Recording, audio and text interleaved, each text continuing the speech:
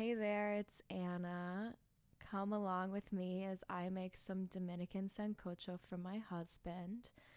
My husband is from Santo Domingo, the Dominican Republic, and he hasn't had a chance to go in a while, and he's had a pretty rough week at work this past week. So let's make him some sancocho, which is a really traditional, feel good kind of soul food stew. So I started out by chopping up some chicken thighs, pork chops, and steak.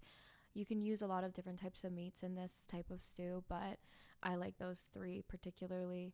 I'm marinating those now in a lot of different sofrito. Add a bunch of different seasonings to the marinade: adobo, black pepper, salt, Dominican oregano, and then stir it up. Once it's all stirred and combined, it's going to be popped into the fridge. Honestly, the longer the better, but definitely for at least 1 hour.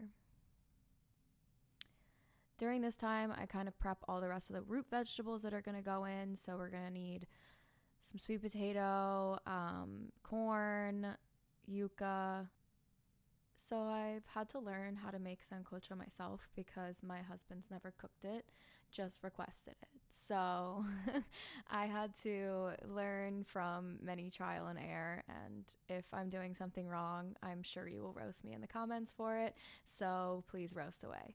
Honestly, one of the most important things, in my opinion, is adding in the bones. I don't like particularly keeping them connected to the meat for the most part because I think it's easier to eat if you chop the meat up first, but it's important to add the bones to the stock because it adds an extra depth of flavor.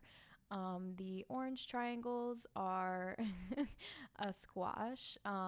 It's called a kombucha squash, I think. It's a spooky looking green pumpkin thing if you're going to buy it at the store. But if you are basic, you could always just buy some pre-chopped butternut squash.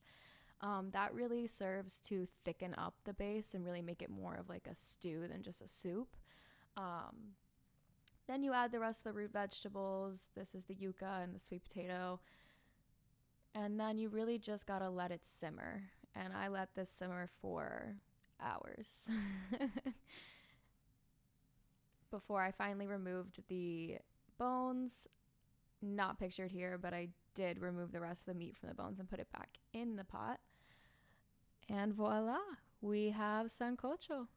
Usually served with some white rice. Aw, look at us, we're so cute. Ignore my pajamas. Not everyone can be Martha Stewart all the time.